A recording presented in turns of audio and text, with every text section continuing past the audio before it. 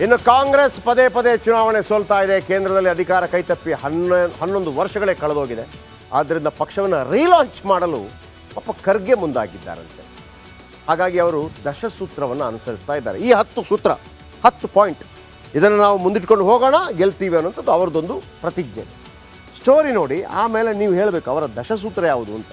ಎಷ್ಟು ಓಟ್ ಬರ್ಬೋದು ನೀವೊಂದು ಲೆಕ್ಕ ಹಾಕಬೇಕು. ರಿಪೋರ್ಟ್ ನೋಡಿ ಬನ್ನಿ.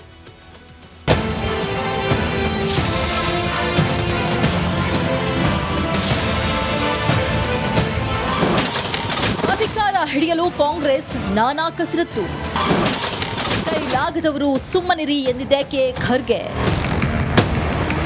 ಇರೋಬರೋ ಚುನಾವಣೆಗಳನ್ನ ಸೋಲುತ್ತಾ ಪ್ರತಿ ಲೋಕಸಭೆ ಚುನಾವಣೆಯಲ್ಲಿ ರಾಹುಲ್ ಗಾಂಧಿಯನ್ನ ರೀಲಾಂಚ್ ಮಾಡುತ್ತಾ ಕಾಂಗ್ರೆಸ್ ಪಾರ್ಟಿ ವಾಯು ವೇಗದಲ್ಲಿ ಅಂಥ ಪತನದತ್ತ ಸಾಗ್ತಾ ಇದೆ. ಇದೆಲ್ಲವನ್ನ ಕಂಡ ಅಧ್ಯಕ್ಷ ಖರ್ಗೆ ಗುಜರಾತ್ನ ಅಹಮದಾಬಾದ್ನಲ್ಲಿ ಕಾಂಗ್ರೆಸ್ ರಾಷ್ಟ್ರೀಯ ಕಾರ್ಯಕಾರಿಣಿ ನಡೆಸಿದ್ರು. ಪಕ್ಷಕ್ಕಾಗಿ ದುಡಿಯೋಕೆ ಆಗಲ್ಲ ಎಂದ್ರೆ ಸುಮ್ಮನಿರಿ ಎಂದು ಖಡಕ್ ವಾರ್ನಿಂಗ್ ಅನ್ನು ಮಾಡಿದ್ರು. भाइयों, मैं ज्यादा नहीं कहना चाहता हूं. जो कुछ कहना था हमारे राहुल गांधी जी ने स्पष्ट किया और कहा कि किस ढंग से हमको आगे बढ़ना है. ಕಾಂಗ್ರೆಸ್ ದಶಗುರಿ. ಕಾಂಗ್ರೆಸ್ ರಾಷ್ಟ್ರೀಯ ಕಾರ್ಯಕಾರಿಣಿಯಲ್ಲಿ 10 ಮಹತ್ವದ ತೀರ್ಮಾನ ತೆಗೆದುಕೊಳ್ಳಲಾಗಿದೆ.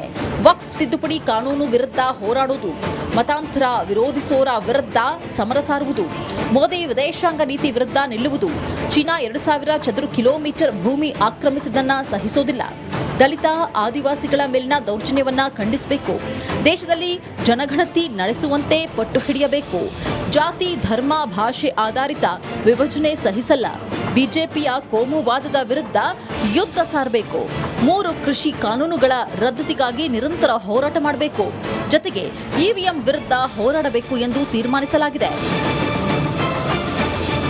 बीजेपी ने महाराष्ट्र में चुनाव कैसे जीता है वो आपको बता देंगे, किस प्रकार से जीता है. इलेक्शन कमीशन से हमने वोटर लिस्ट, महाराष्ट्र की वोटर लिस्ट हम पूछ पूछ के थक गए. आज तक इलेक्शन कमीशन हमें महाराष्ट्र की वोटर लिस्ट नहीं दे पा रहा है.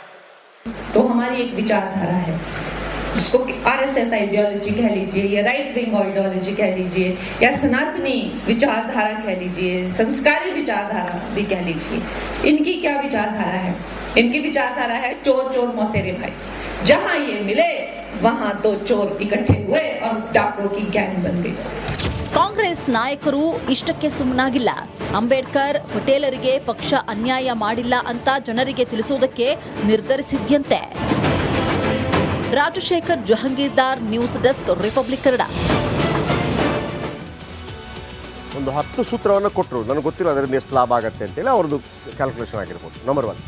ಎರಡನೇದು ಕ್ಯಾಲ್ಕುಲೇಷನ್ ಏನಪ್ಪ ಅಂತಂದರೆ ಅವರೊಂದು ಮಾತನ್ನು ಹೇಳಿದ್ರು. ಏನು, ರಾಹುಲ್ ಗಾಂಧಿ, ನಾವು ಚುನಾವಣಾ ಆಯೋಗದಿಂದ ಇದನ್ನು ಕೇಳಿದ್ವಿ ಅಂತ, ಯಾವುದು ವೋಟರ್ ಲಿಸ್ಟ್ ಕೇಳಿದ್ವಿ ಅಂತ. ಅಲ್ಲ, ನನ್ನದು ಒಂದು ಸಿಂಪಲ್ ಪ್ರಶ್ನೆಯಪ್ಪ, ನೀವು ವೋಟರ್ ಲಿಸ್ಟನ್ನು ಯಾವಾಗ ಪಡಿಬೇಕಾಗಿತ್ತು? ಎಲೆಕ್ಷನ್ಗಿಂತ ಮೊದಲು ಕೊಡ್ತಾರಲ್ಲ ವೋಟರ್ ಲಿಸ್ಟ್, ಎಲ್ಲ ಕಡೆ ಸಿಗುತ್ತಲ್ಲ. ನೀವು ಆಗ ಪಡ್ಕೊಂಡಿಲ್ಲ, ಗೆದ್ದ ನಂತರ ವೋಟರ್ ಲಿಸ್ಟ್ ಕೊಡಿ ಅಂತಂದರೆ ಯಾರ ಫೇಲ್ಯೂರ್ ಇದು? ಈಗ ನಾವು ವೋಟ್ ಆಗಲಿಕ್ಕೆ ವೋಟರ್ ಲಿಸ್ಟು ಅಥವಾ ನಮ್ಮ ಮೊದಲು ಬೇಕಾ ನಂತರ ಬೇಕಾ? ಮೊದಲು ಬೇಕಲ್ವಾ? ಆಗ ಲಿಸ್ಟೇ ಕೊಡ್ತಾರಲ್ವಾ, ಆಯಾ ಶಾಸಕರಿಗೆ ಕೊಡ್ತಾರಲ್ವಾ, ಆಯಾ ಅಭ್ಯರ್ಥಿಗಳಿಗೆ ಕೊಡ್ತಾರಲ್ಲ, ಸಿಗತ್ತಲ್ವಾ? Then what? ಆಮೇಲೆ ಸರ್ದಾರ್ ಪಟೇಲರಿಗೆ ಮತ್ತು ಅಂಬೇಡ್ಕರ್ ಅವರಿಗೆ ಅನ್ಯಾಯ ಮಾಡಿಲ್ಲ, ಯಾಕೆಂದರೆ BJP ಅವರಿಗೆ ಅನ್ಯಾಯ ಮಾಡಿದೆ ಅಂತ ಹೇಳ್ಕೊಂಬಂತು, ಹಾಗಾಗಿ ಅನ್ಯಾಯ ಮಾಡಿಲ್ಲ ಅಂತ ಹೇಳ್ಕೊತಾ ಹೋಗ್ತಿದ್ದೀವಿ ಅಂತ ಹೇಳಿ. ಸರ್ದಾರ್ ಪಟೇಲರು ಪ್ರಧಾನಿ ಆಗಬೇಕಾಗಿದ್ದಂಥವರು, ವೋಟ್ರು ಜಾಸ್ತಿ ಬಂದಿದ್ದವರಿಗೆ ಕಾಂಗ್ರೆಸ್ ಕಮಿಟಿಯಲ್ಲಿ, ಮಹಾತ್ಮ ಗಾಂಧಿ ಕಾರಣಕ್ಕಾಗಿ ನೆಹರು ಆದರೂ ಓಕೆ, ಅದೇನೋ ಅದರ ಬಗ್ಗೆ ನಾನು ಹೋಗ್ತಾ ಇಲ್ಲ. ಆದರೆ ಅಂಥ ಒಂದು ಸರ್ದಾರ್ ಪಟೇಲ್ಗೆ ಎಷ್ಟು ಗೌರವ ಸಿಕ್ಕಿರ್ಬೋದು? ನಾನು ಗಾಂಧಿ ಫ್ಯಾಮಿಲಿದು ಏನೆಲ್ಲ ಇದೆ, ಸರ್ದಾರ್ ಪಟೇಲ್ದು ಏನೆಲ್ಲ ಇದೆ, ಆಮೇಲೆ ಲಾಲ್ ಬಹದ್ದೂರ್ ಶಾಸ್ತ್ರಿ ಮತ್ತೊಂದು ಇದ್ದೇ ಇದೆಯಲ್ವ, ಹೇಳ್ತೀನಿ ಕೇಳಿ. ಕಾಂಗ್ರೆಸ್ ವರ್ಸಸ್ ನೆಹರು ಕುಟುಂಬ, ಸರ್ದಾರ್ ಪಟೇಲ್ ತಗೊಳ್ಳಿ. ಪಟೇಲ್ರ ನಿಧನದ 41 ವರ್ಷದ ಬಳಿಕ ಭಾರತ ರತ್ನ, 41 ವರ್ಷಗಳ ಬಳಿಕ. ನೆಹರು ಇದ್ದಾಗಲೇ, ಇಂದಿರಾ ಗಾಂಧಿ ಇದ್ದಾಗಲೇ, ರಾಜೀವ್ ಗಾಂಧಿ ಇದ್ದಾಗಲೇ, ಇವರಿಗೆ 41 ವರ್ಷಗಳು ಆಯಿತು. ಗುಜರಾತ್ನವರು ನರೇಂದ್ರ ಮೋದಿ ಮುಖ್ಯಮಂತ್ರಿ ಆಗಿದ್ದಾಗ ಸ್ಟ್ಯಾಚ್ಯೂ ಆಫ್ ಯೂನಿಟಿ ಅಂತ ಒಂದು ಮಾಡಿದ್ರು, 3000 ಕೋಟಿ ಆಯಿತು. ಮತ್ತು ಅದಕ್ಕೆ ಗೇಲಿ, ಅದು ಬೇಕಾ, ಯಾವನೆಲ್ಲ ಕೇಳಿಲ್ಲ. ಯಾಕ್ರಿ? ಇಡೀ ಭಾರತವನ್ನು ಅಖಂಡ ಭಾರತವನ್ನಾಗಿ ಮಾಡಿದಂಥ ಆ ಮಹಾನಾಯಕನಿಗೆ ಒಂದು ಸ್ಟ್ಯಾಚು ಕೊಟ್ಬಿಟ್ರೆ 3,000 ಕೋಟಿಯಲ್ಲಿ ಏನು ಕಳೆದೋಗ್ಬಿಡತ್ತಾ? 1 ರೂಪಾಯಿ ಹಾಕಿದ್ರು ಸಾಕ್ರಿ, 10 ಮಾಡ್ಬೋದು. ಹೇಳೋದಕ್ಕೊಂದು ಅರ್ಥ ಬೇಕು. ಕನಿಷ್ಠ ಸ್ಟ್ಯಾಚ್ಯೂ ಆಫ್ ಯೂನಿಟಿಗೆ ಭೇಟಿ ಕೊಟ್ಟಿಲ್ಲ ಕಾಂಗ್ರೆಸ್ ಪಾರ್ಟಿ. ಈಗ ಕಾಂಗ್ರೆಸ್ ವರ್ಸಸ್ ನೆಹರು ಕುಟುಂಬಕ್ಕೆ ಬರ್ತೀವಿ. Doctor B R Ambedkar 1951-52 Ambedkar ಸೋಲಿಸೋದಕ್ಕೆ ಶತಪ್ರಯತ್ನಗಳಾಗುತ್ತೆ. ಅಂಬೇಡ್ಕರ್ ಅವರನ್ನು ಸೋಲಿಸ್ತಾರೆ ಕೂಡ. ಅದು ಕಾಂಗ್ರೆಸ್ ಮೇಲೆ ಈಗಲೂ ಆರೋಪ ಇದೆ. ಸೋಲಿಸಿದ ನಂತರ ಗಾಂಧಿ ಹೇಳಿದ ಕಾರಣಕ್ಕಾಗಿ ಅವರನ್ನು ನೆಕ್ಸ್ಟು ಸಚಿವರನ್ನಾಗಿ ಮಾಡುತ್ತೆ, ಅದು ಬೇರೆ ವಿಚಾರ. ಆದರೆ ಅಂಬೇಡ್ಕರ್ಗೆ ಭಾರತ ರತ್ನ ಕೊಡಲಿಲ್ಲ ಕಾಂಗ್ರೆಸ್. ನಿಧನರಾದ 34 ವರ್ಷ ಬಳಿಕ ಭಾರತ ರತ್ನ ಸಿಗುತ್ತೆ ವಿ ಪಿ ಸಿಂಗ್ ಕಾಲಾವಧಿಯಲ್ಲಿ. ಅದು ಬಿಡಿ, ಅಂಬೇಡ್ಕರ್ ಇಡೀ ನವ ಭಾರತದ ನಕ್ಷೆಯನ್ನೇ ಬದಲಿಸಿದಂಥ ಪಿತಾಮಹ. ಇವತ್ತು ಯಾರು ಏನು ರಿಸರ್ವೇಷನ್ ಮತ್ತೊಂದು ಮಗದೊಂದು ಶಾಲೆಗೆ ಹೋಗೋದಕ್ಕೆ ಅವಕಾಶ ಎಲ್ಲವೂ ಸಿಕ್ಕಿದ್ದು ಈ ಮಹಾನುಭಾವನಿಂದ. ಮೇಲ್ಜಾತಿ ಕೆಳಜಾತಿ ಅಂತಲ್ಲ, ಕೆಳಜಾತಿಯವನ ನೆರಳು ಬೀಳಬಾರ್ದು, ಅವನ ಉಗುಳು ಬೀಳಬಾರ್ದು. ಇಲ್ಲೊಂದು ಇದು ಕಟ್ಕೊಂಡಿರಬೇಕು, ಉಗುಳಿದ್ರೆ ಅಲ್ಲಿಗೆ ಕಟ್ಟಬೇಕು. ದೊಡ್ಡವನು ಬಂದರೆ ಚಪ್ಪಲಿ ಹಾಕಬಾರ್ದು, ಚಪ್ಪಲಿ ಹಾಕೋಂಗಿಲ್ಲ, ಹಾಕಿದ್ರು ಕೂಡ ಚಪ್ಪಲಿನ ತೆಗೆದು ತಲೆ ಮೇಲೆ ಇಡಬೇಕು. ಇತ್ತ ಇಲ್ಲ ಹೆಣ್ಣು ಮಕ್ಕಳು ಬ್ಲೌಸ್ ಹಾಕೋಂಗಿಲ್ಲ, ಇಲ್ಲ. ದೊಡ್ಡವ್ರ ಮುಂದೆ ಕಚ್ಚೆ ಮೇಲೆ ಕಟ್ಟೋಂಗಿಲ್ಲ, ಕೆಳಗೆ ಬಿಡಬೇಕು. ಬದಲಾಗಿದ್ದು ಈ ನಾಯಕನಿಂದಾಗಿ. ಇವರಿಗೆ ಡೆಲ್ಲಿಯಲ್ಲಿ ಒಂದು ಸಮಾಧಿಗೆ ಜಾಗ ಕೊಡಲಿಲ್ಲ, ಮುಂಬೈ ತರಬೇಕಾಯ್ತು.